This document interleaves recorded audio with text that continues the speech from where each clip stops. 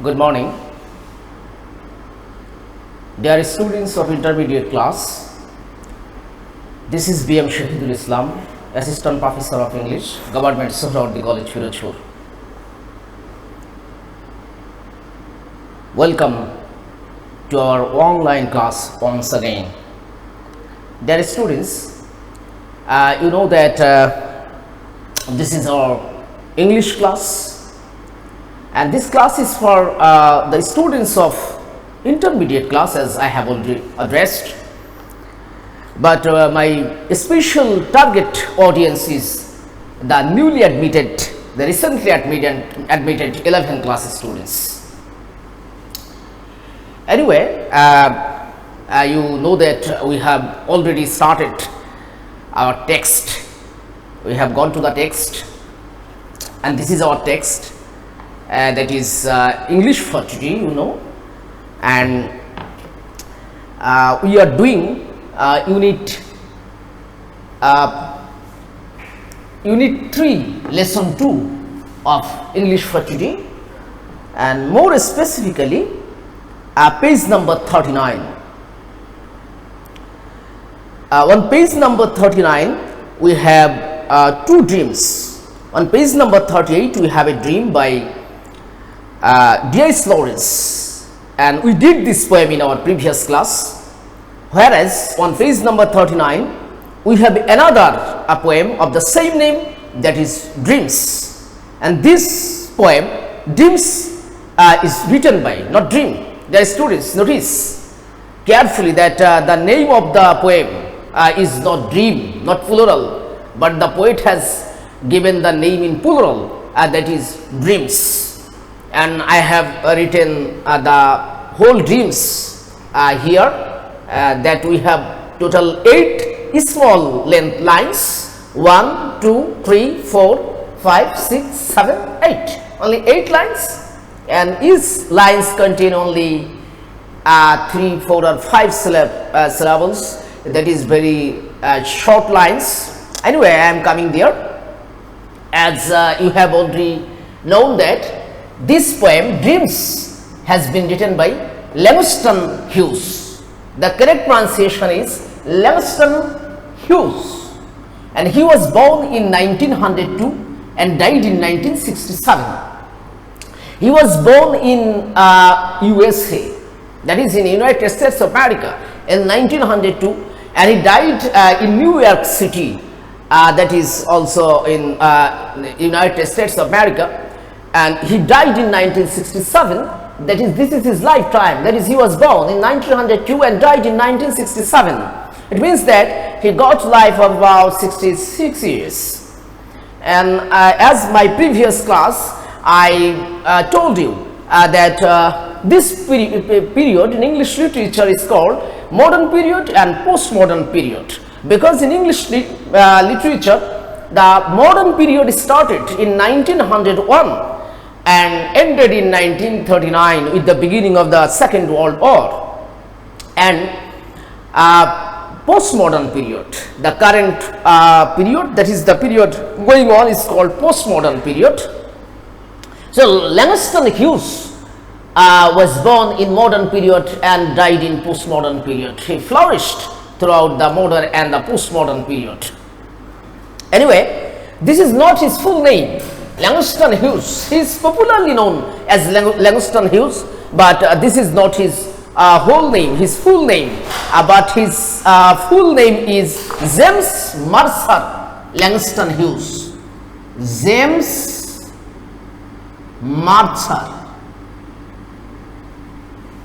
James Mercer Lesson2 Hughes. This is the full name of the poet. A long name, of course, but this is enough that if you can remember only this part of the name, that is the second part, that is Lesson2 Hughes. Okay, but the full name of our poet is James Mercer Lesson2 Hughes. James Mercer Lesson2 Hughes was an American poet in postmodern period and a modern poet. He is called a modern poet, of course. And he was also a social activist, an essayist, a columnist. That is, he used to write in the dailies and in magazines. So he was a columnist, he was a social activist, he was a playwright, he was a novelist. Dear students, he was a playwright. Do you know what is a playwright? Who is a playwright? Playwright means Playwright. This is not hyphenated. That is, this is a single word, not play and write, not two words, just a single word. It means dramatist. The writer who writes drama is called a playwright or a dramatist. So he was a poet. Lesson2 Hughes was a poet. He was a dramatist or playwright. He was a social activist, and he was also a columnist, as I have already mentioned. And he is most famous. One of the reasons of his being so much famous for that, he is considered as one of the prominent leaders of Harlem Renaissance. Harlem Renaissance. He was a leader, of a prominent leader, a very important leader, a remarkable leader, outstanding leader of Harlem Renaissance, which happened in 1920s, and the target of which, that movement, the new Negro movement, was to bring a change, positive change in the life of the Negro people, or the black people of America, who had been suffering for a long time from different types of discriminations or inequality or injustices in the United States of America. So this Harlem Renaissance leaders, Harlem Renaissance. Okay, let me explain the Harlem Renaissance. What is Harlem Renaissance?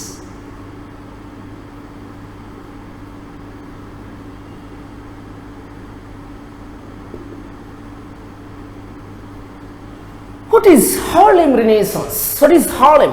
Why I am explaining this? Because our poet Lesson2 Hughes is related to this movement. So we need to know we need to have some idea about this movement, Harlem Renaissance. Renaissance means rebirth or revival. Renaissance, the spelling is important, R-E-N-A-I-S-S-A-N-C-E, Renaissance. The spelling is important. So Harlem Renaissance. And what is Harlem? Harlem is a place or a ghetto for about half a century.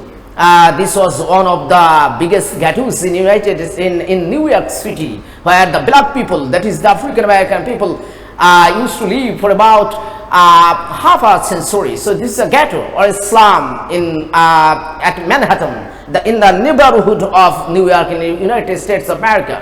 So this is Harlem and Renaissance. What happens here? During 1920s, that is the exact date is 1980s. This is a movement. It is called New Negro Movement, because this movement or the explosion centered in Manhattan just to establish the rights, the equality, the justice for the African American black people. So it started in 1918 and it ended in 1930s. So in 1920s, an artistic, intellectual and a social explosion happened, which centered in Manhattan, that is the neighborhood of New York. And this movement is known as New Negro Movement. And this movement was an intellectual movement, this movement was an artistic movement, this movement was a social movement. And this movement happened in 1918 and it continued up to 1930s. And our poet Lesson2 Hughes was one of the prominent leaders of this New Negro Movement. So he's really a very prominent figure. Anyway, let's go back to the poem now. Let me read the poem. Hold fast to dreams, for if dreams die, life is a broken-winged bird that cannot fly. Here is the full stop. And here is no full stop, any punctuation, no punctuation, no punctuation. Here is only one punctuation, and that is full stop. So before full stop, you should not stop. So you should read in this way, because if you read correctly, you will be able to mean correctly. But if you read wrong, you will mean wrong. So don't stop before full stop. So let me read out the poem, this stanza again. Actually not a stanza, because this poem has no stanza. It is not like that this poem has been written in stanzas, but this is just written in passages. So this poem is in passage form, no stanza here. Anyway, let me read out again the first 4 lines. Hold fast to dreams, for if dreams die, life is a broken winged bird that cannot fly. Number 1. Then, hold fast to dreams, for when dreams go, life is a barren field frozen with snow. Again, hold fast to dreams, for when dreams go, life is a barren field frozen with snow. So, this is the whole poem, a tiny poem, of course, very interesting poem, because this poem emphasizes of having the necessity or the importance of dream in life. So never give up. The poet encourages us, the poet inspires his readers to continue to pursue dreams, to have dreams. And what is dreams here? I explained what mean dreams here in my previous class. Here dreams mean the aim of your life. You should have ambition in your life, because a life without an aim is a sheep without a rudder. So you should at first have an aim, you should select, you should possess, you should subsist an aim of your life, an objective. You should at first set a goal of your life, and you should employ all the struggles and the activities of your life to reach that destination. This is the message of this poem. Here the poet has presented a contrast between a life with dreams and life without dreams. And the poet has encouraged us to have a dream, to pursue dreams. Without dreams, life is just like a bird without wings. How can a bird, dear students, have you ever seen that a bird is flying without any wings? So as wings help the birds to fly, and without wings, as a bird cannot fly, and without dreams a man cannot move. So the poet has here presented a contrast between a life with dreams, a life which has dreams, a life which doesn't have dreams. So dream has been compared to the wings of a bird. So the poet has presented a metaphor here. Anyway, let's go back. Hold fast to dreams. This is a phrase. Hold fast to. What is hold fast to? Where should I write? Hold fast to. Here. Let me write down here. Hold fast to means subsist, hold tightly, protract,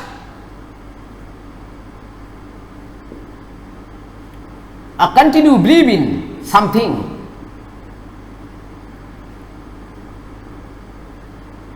believe in. So hold fast to, this is a phrase. It means catch tightly, subsist, protract, continue believing in an idea or a principle, that is hold fast to, that is catch tightly, be out of. And then for if dreams die, here die means if dreams vanishes, if there is no dream in your life, then what happens? Life is a broken winged bird. What does it mean?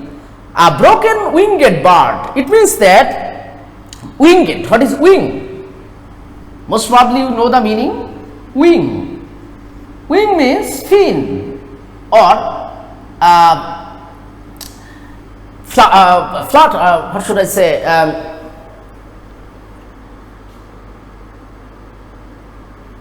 Feather with which a bird can fly. So wing, and here winged bird. So without dream, life is like a broken winged bird, broken winged bird. That is a bird that is unable to fly. A bird that is unable to fly due to one or both of its wing is being broken. So broken winged bird cannot fly. Because it is unable to fly, due to one or both of its wings is being broken. So a bird can fly only with the help of wings. the role of the, what is the importance of the wings in the life of a bird? Can you imagine a bird without a wings? As you cannot even imagine a bird without the wings, you cannot even imagine a life without dreams. Again, that cannot fly. Fly you mean? Fly means flutter. F-L-U-T-T-E-R. Flutter or move rapidly in the air. Move rapidly in the air. Flutter. That cannot, that means bird cannot fly or flutter, move rapidly in the air without wing. And then again the repeat. So here is the repetition. The first line is whole first two dreams, and the fifth line is also whole first two dreams. That is, there is a repetition in fifth line. First line and fifth line are same. For when dreams go, life is a barren field. Barren means infertile, unproductive, waste. So here is another metaphor. The poet says that if there is no dream in your life, life is just like a wasteland. If there is no dream in your life, life turns into an unproductive land which is covered with snow and which cannot grow anything. So life is meaningless without dreams, as wasteland is meaningless without any production. So here the poet has given us two examples, two metaphors here. He has said that the life without dream is like a bird without wings, and the life without dream is like a land which cannot produce anything because it is covered with snow. And then frozen means covered with, frozen means,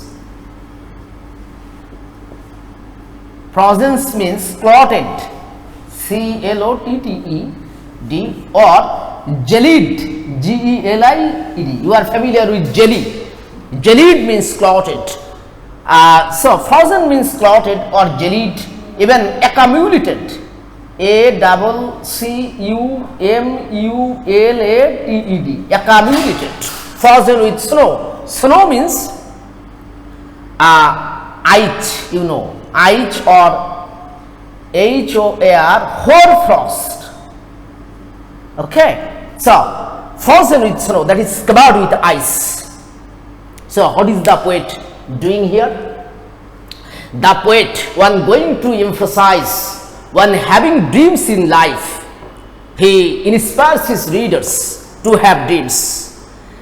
If you do not have any dream, you are like a bird without any wings. Here the poet has he has employed a metaphor. Dear students, you need to be familiar with metaphor. M-E-T-A-P-H-O-R. Metaphor. Metaphor means an implied comparison between two different things. An implied comparison, an indirect comparison between two different things. The poet has used two metaphors in this poem. That is, he had made two comparisons in this poem. This is life is a broken winged bird. Number one metaphor of the comparison. And then number two comparison, life is a field, a barren field, frozen with snow. The poet has employed two metaphors, two comparisons. Here, on going to emphasize, on going to put importance, put a stretch on having dreams in human life, the poet has used two metaphors or indirect comparisons. What are the two dissimilar things which the poet, between which the poet has compared? Life is a broken winged bird. Here the poet has compared the miserable condition of a bird. The comparison is indirect because the poet has not compared human life with bird, but he has compared the miserable condition of a bird without wings and that of a human being without dreams. So the comparison lies here. That is, the comparison is implied or indirect. It is not like that. The poet is comparing the human life with a bird, not like that. But the poet is emphasizing, he is putting a stress, he is stretching on the miserable condition or the unfortunate consequence of a bird without wings and the life without dreams. So the similarity of the comparison is that both the human life without dreams and both the life of a bird and the life of a bird without wings are equally miserable. So the poet has emphasized on the miserable condition of a person without dreams. So you should have dreams in your life, you should have set a goal, and you should have an aim in your life at first, and then you should employ all your struggles, you should do your duty in order to reach that destination. So the poet has inspired us never to give up in life, but you should be determined in your life. You should try again with firm determination and a strong will to reach your destination finally. So this poem is really encouraging. This is motivating, This poem is really a superb incentive for us to go ahead. This is the message of the poem. So number one, metaphor, and then number two, life is a barren field frozen with snow. Here the poet has made the comparison between human life without dreams and that is barren, that is infertile, that is sterile. When a land is a fallen land or a wasteland, it cannot produce anything. That is, it cannot grow any crops here. So it becomes neglected to the farmers. In the same way, if you do not have dreams in your life, it means that your life is unproductive. That is, you cannot be benefited from your life. Your life is just like, there is no difference between life and death. Life is differentiated from death with the dreams. So the message of the poem is that if you are an alive person, a man can be called alive when a man has dreams. Without dreams, a man cannot be a dead, just a man is dead. A man has, life is meaningless. When life is meaningless, if you do not have dreams in your life, life becomes nothingness to you. Nothing, life can bring nothing, life can earn nothing for you if you do not have any dreams. So dreams is the capital which you should invest. Dreams, the capital of life, you should invest dreams because it can yield a lot of things for you. So have dreams. So what is the theme of this poem? Number one, the theme of the poem is the importance or having of dreams, the importance or the necessity of having dreams. Okay, let me write down the theme of the poem, because our aim is to write the theme of the poem. You know that in examination theme writing is given from the text. So we are trying to understand the theme of the poem. What may be the theme of the poem? The theme means the central idea. You should remember that theme means the message of the poem. Theme means the central idea of the poem. So what is the central idea or the message of this poem? Number one, the poet deals with the importance or the necessity of having dream. Number one, what is the theme of the poem? Number one. Okay, let me erase the whole board because I am going to summarize the theme. I need a space, so I have erased the board. Now we have a space. So what is the theme? Theme of the poem. This is our target, because theme writing is the part of your examination. Theme writing. What is the theme? We have already got. So the theme means the central idea of the poem. Number 1, but don't write down in this way in the exam. I am just explaining. So you should write the theme in passage form. Don't put number like me. I am explaining, and that is why I am putting the numbers. Number 1, the importance or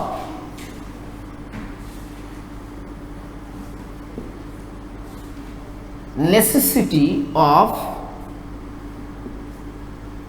having dreams. Number 1, the importance of necessity of having dreams. This is the central idea of the poem. This is not the central idea of this poem, but also the previous poem which we dealt in our previous class. And then how does the poet highlight this theme? That is through a contrast. The poet has presented a contrast.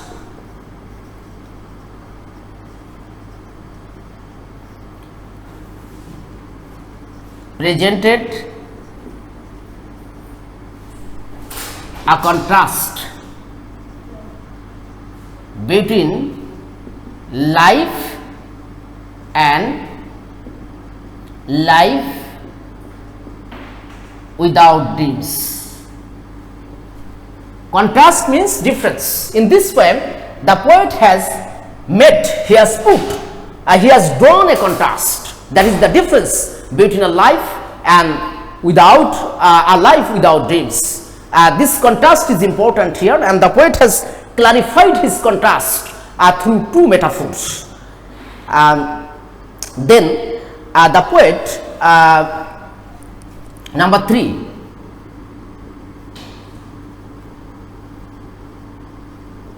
the poet inspires the readers to go on dreaming. The poet inspires, that is encourages the dreams, the readers, his readers are to go on dreaming. The poet says that then he has given 2 examples through 2 metaphors. Number 4, life has been compared to a bird without wings and an unproductive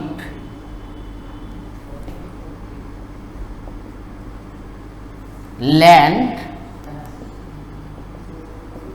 without dreams. So, life has been compared to a bird without wings and an unproductive land without dreams. Then, the poet has, last line, the poet has encouraged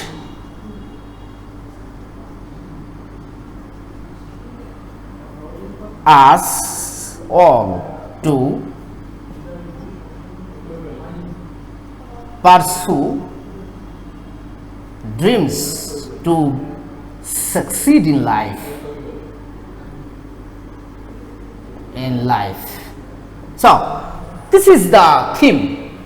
The poet has described the importance or necessity of having dreams in human life, and he has presented his idea through 2 metaphors. That is, life without dreams is like a bird without wings, and it is like a wasteland which cannot produce anything. So, the poet has argumented, he has reasoned, he has tried to encourage his readers to pursue dreams and never to give up. Dear students, let us stop here. You should continue understanding these poems. This is very interesting poem. Thank you very much.